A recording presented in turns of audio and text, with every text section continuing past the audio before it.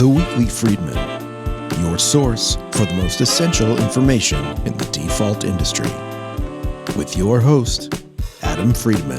Welcome back, everybody. Today I have joining me again, McNamara and Hillary Prada. How's it going, guys? Good, how are you? Thank you for having us. You got it. Thanks for coming back. So today what we're really focused on is New York foreclosure, but more specifically, making sure that an action is commenced appropriately the first time. So one thing that the three of us were recently discussing is the problems that arise if at commencement, one of the defendants is deceased, right? So do you want to just walk us through why that's an issue? Yes. So it is a big issue because if you have a situation where there's a couple that doesn't hold as husband and wife, where you can then proceed against the one party, you may have to completely restart your action. So if we have a sole borrower or people that hold title not jointly, you would have to recommence your action if they were deceased prior to commencement. So what do you do, right? So the easy answer is don't commence an action against the deceased person. Right? But is that hard to figure out? Extremely. It can be extremely hard to figure out. Yes. I mean, there are times where the servicer will tell you and you kind of know going in, you're able to plan for that up front. But a lot of times they don't necessarily know. So we would have no indication prior to even ordering title, sometimes prior to service, whether they are deceased. So what we're trying to do up front is catch the ones we can. So if there's any kind of indication of a weird pattern, so there were no prior defaults, now there's a sudden default.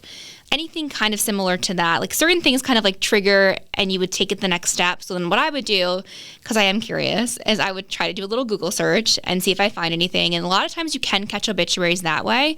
Oftentimes what we end up doing is Hillary and I work with a paralegal and we'll say, hey, can you run a skip trace for us? And then depending upon the results of that kind of depends upon where we take it. And Hillary will then determine what needs to happen before we can commence. So we're saying sometimes the client knows that a borrower or borrowers are deceased, right? Other times they don't know. I know you mentioned there, like if they haven't defaulted before, now they've defaulted. But like, what would be some other examples where it might trigger something for you to think somebody may be deceased? I mean, the default is like the biggest one. I would say no prior history of default. Usually if we find out it's service, sometimes someone will go to the property and they'll get that information then. But before commencement, it can be hard to catch. Wait, hold on. So you're saying you're looking at payment history, right? And you're seeing there's not been any defaults. And now this is the first default. And your brain goes to, they might be dead. I'm always kind of going into it thinking that they could be deceased. It actually is one of the things that we're reviewing on title. So I'm always thinking in the back of my head, is there any basis to think that this party could be deceased? Particularly, as I mentioned before, if it's a sole borrower or if title is not held jointly, because it really could lead to an issue down the road. And Hillary is my go-to for all things deceased parties. So we tend to work together pretty regularly up front. And we actually recently had a situation where, again, kind of spidey senses went off, did an obituary search, and found something. And it was a deceased party. There was actually a crime involved and not a common name, not a common area. So then I went to Hillary. She reviewed it, found surrogates proceedings. I'll let you go. Yes, we found surrogates proceedings, but still we weren't sure. We didn't know for certain that it was the same person. So we took that information and we requested more information from the client. Then we were able to take that information and compare. And from that, we could tell if they weren't. The dates of birth were off by, I think it was 2 years. So it was just going the additional extra mile to try to confirm that we were able to ascertain that they weren't, in fact, deceased. Okay, so you mentioned three different things, right? You mentioned Google searches, you mentioned skip traces, and you mentioned surrogate searches. For anyone who's unfamiliar with the process, before we commence an action, we're ordering a title search, right? Why don't we just order a surrogate search, order a skip trace, and check Google every time? In our title certificates, there is a surrogate search.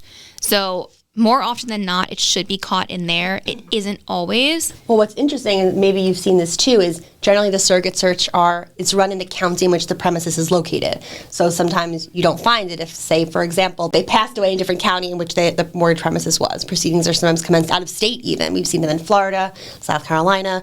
So it isn't always something we can catch up front. Right. Okay, so then so you're saying what would happen is you determine they're deceased or you suspect they're deceased, and then you're running a much larger surrogate search. Yes. Okay. And what does a skip trace give you? Like, what are you seeing in a skip trace that's leading you to believe somebody's deceased? It will usually come up right at the top saying deceased. Yeah. And it will typically give you a date of death. So why not run a skip trace every time? Like, if it's a major issue in New York, like, why doesn't everybody just always run a skip trace? Sometimes if they pass away relatively recently, it doesn't come up yet on the skip. I don't know exactly how soon it has to be, but we have seen that it doesn't reflect right away. There's a little bit of lag time. Okay, so let's say we go all the way through a case, as you mentioned earlier. You're going to probably figure out that somebody's deceased at service. Probably. Sometimes, but you definitely might not. So let's say we go beyond that. We go to judgment. You're saying that if we determine a judgment or just sometime after service that somebody's deceased, we're amending the action or we're starting from scratch? It depends. It depends on if they passed away during the pendency of the action or prior to. And it depends on if they're a necessary party or not. So how they held title. Okay. So if somebody passes away prior to commencement, meaning prior to filing the complaint, right?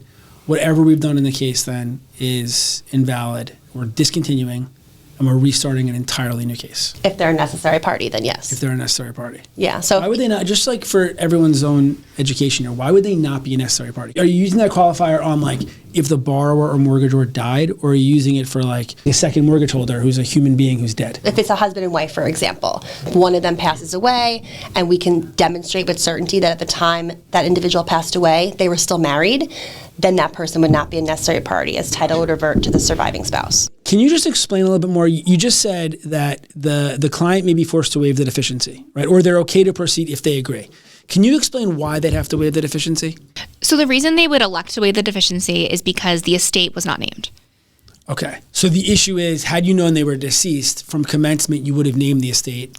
Perhaps. And the estates who were seeking the deficiency against. Perhaps. I would say it's a business decision, generally speaking. A lot of times there isn't deficiency being sought.